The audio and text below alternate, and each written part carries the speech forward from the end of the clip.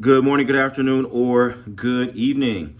Whatever time it is when you hear this message, I pray that you're poised to receive, to accept, and to respond to words of wisdom. Ashe. So maybe a week or so ago, a Ghanaian dancehall artist, musician named Stonebwoy did an interview.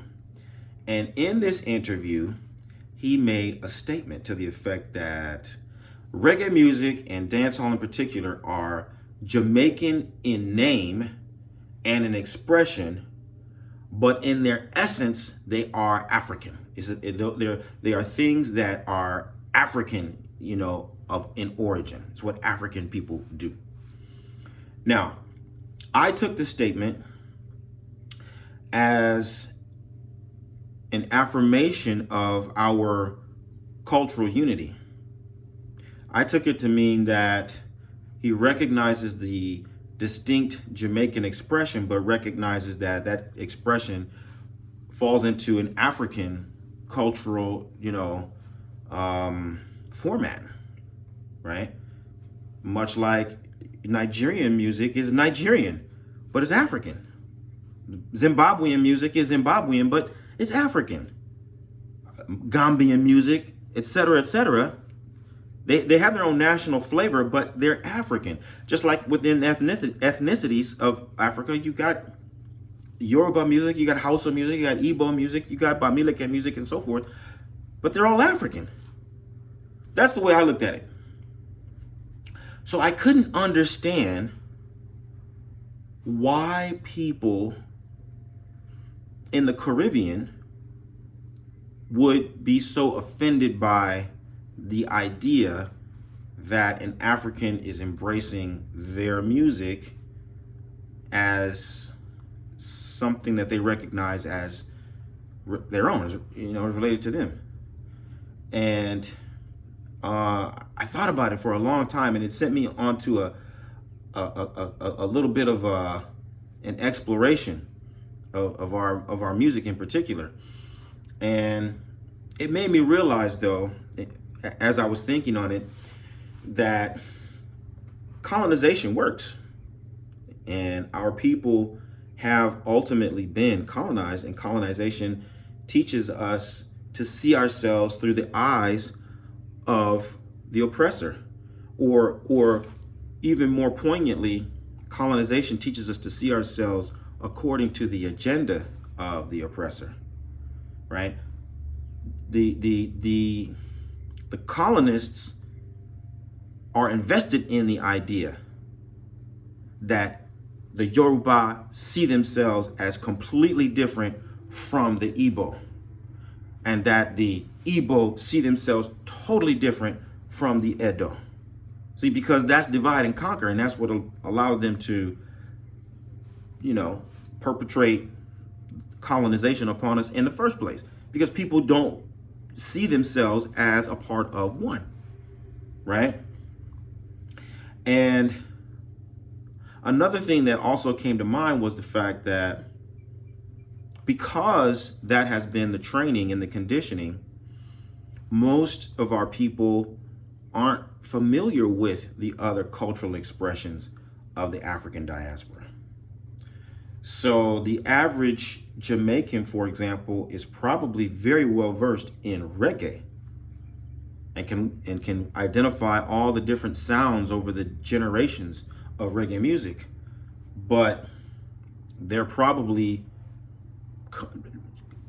ignorant entirely of African music, right? And I don't mean in a derogatory way. I just mean that the average Jamaican probably hasn't heard 5 different kinds of African music. The average African either probably hasn't heard 5 different kinds of music of the diaspora. They wouldn't be able to tell you the difference between Jamaican music or Trinidadian music or Haitian music, right? But that's a product of colonization. At the same time that they promote all this isolation between Africans, they're perpetuating this idea that you got to be consuming all this exotic stuff from other parts of the world, other parts of Europe, the America, from, like the United States and Europe and so forth, right? So the idea is that diversity is great, but Pan-Africanism, oh, you don't need to know anything about what the other Africans are doing. If you get caught up in what the Indians are doing and what the Chinese are doing, if you're really interested in all different kinds of American music and classical music and stuff like that, that has a different kind of a mystique and sophistication about it. But to be pursuing other kinds of African music, why would you do that? Right? Those are the people who sold their ancestors into slavery. Why would you be exploring what they do? Why would you be trying to find out about African cuisine? Why do you care about all the different kinds of African clothing and attire? Why would you want to know anything about African religion and African spirituality and African customs? Why? That is colonization at work. And I'm going to tell you the real reason why I'm bringing this to the forefront, though. It's not really about music. It's not about reggae. It's not about who owns it or anything like that. That's just a motif into the mindset. That's just giving us a framework, a point of reference to say, the real issue here, particularly for you who is an Orisha devotee. If you're an Orisha devotee, I want you to get this lesson. I want you to get this lesson. Because we fall into the exact same kind of a trap. And it's the worst thing that you could do. We have traceable, identifiable, tangible, material evidence that we are practicing the same tradition. And we know beyond the shadow of a doubt that this tradition comes from West Africa. Obatala, Shango, Ogun, Oshun, Oya do not come from Cuba, do not come from Brazil, do not come from Trinidad, do not come from the United States. They do not come from Venezuela. They come from West Africa, Yoruba land, period. All of us know that now. But how much effort has it taken for us to get to this point? 20, 25 years ago, people would swear up and down, oh no, this is a Cuban thing. Oh, no, this is a Brazilian thing. And ever so often you still get some nonsense. People who are like flat earthers, right? You get somebody who will try to tell you that this is a diaspora thing. But those people are on the same intellectual level as somebody who try to tell you that the earth is flat, right? And we cannot dishonor our ancestors by perpetuating that kind of foolishness.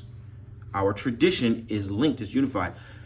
My ancestors were a boat, one dock away from your ancestors.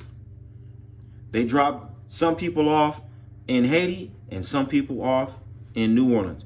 Or even more likely, that some of the folks who got dropped off in Haiti then were transported to New Orleans. So the idea that we share an ancestry is historically already verified. But we who are calling ourselves spiritual people, we who are invoking the ancestors on a day-to-day basis, if we can't see the continuum, then that's a big problem. We who are Orisha devotees, who are appeasing our ancestors nonstop, if we cannot identify concretely the cultural continuum that links African Americans, Haitians, Jamaicans, Trinidadians, Brazilians, Ecuadorians, and so on and so forth, if we can't do that, there's a very big problem. It's a very severe problem. And the problem is we've got our ears plugged. We're not listening. And we got our mouths covered. We're not even asking the ancestors the right questions. So I want to urge every single one of you who is an Orisha devotee, if you can't see the cultural continuity that brings us all together, then I need you to start changing your prayers. I need you to start asking your ancestors for guidance. I need you to start tapping into your ancestors and ask your ancestors who have access to our brothers in the Caribbean, access to our brothers in South America, access to our brothers on the continent, We need them to start talking to one another and sending the word out throughout the African diaspora to say, hey, you need to start looking for one another. You need to start looking for your family. You need to start looking for your people. You need to start bringing them together. You need to start recognizing the distinct and unique ways in which they have expressed and mastered different disciplines that they brought with them from the African continent. Because it's our African identity that makes us great. The thing that makes us unique in every point in the diaspora, the thing that makes us special, it's not the French part. It's not the German part. It's not the Native American part. That's not the part that makes us unique and special. Not to say that those things don't exist. Not to say that those things aren't important. But that's not the active ingredient in your greatness. The active ingredient in your greatness is your Africanness. And that's why we know the different kinds of African music around the world. If it's soca, if it's reggae, if it's ska, if it's rumba, if it's hip hop, if it's jazz, if it's blues. The active ingredient that makes it distinct from anything else is the unique combination of African cultural components. So we, as the ones who are the custodians of our ancestral consciousness, have an extra strong and important duty to be invoking the ancestors for the explicit intent to bring our family together, to unify our community, to create a viable economy that makes it not only fashionable and convenient to be an African, but in your best interest. The thing that will allow you to move forward needs to be your African identity. And that's going to depend on our ability to build and our ability to use the culture to create unique opportunities in the modern world.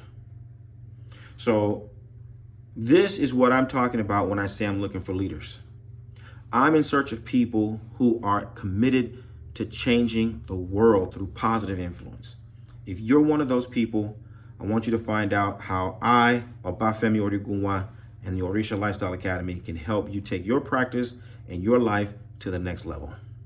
Visit me at obafemio.com or orishalifestyle.com, and let's start living the medicine that will heal your life and heal the lives of those who you're destined to serve.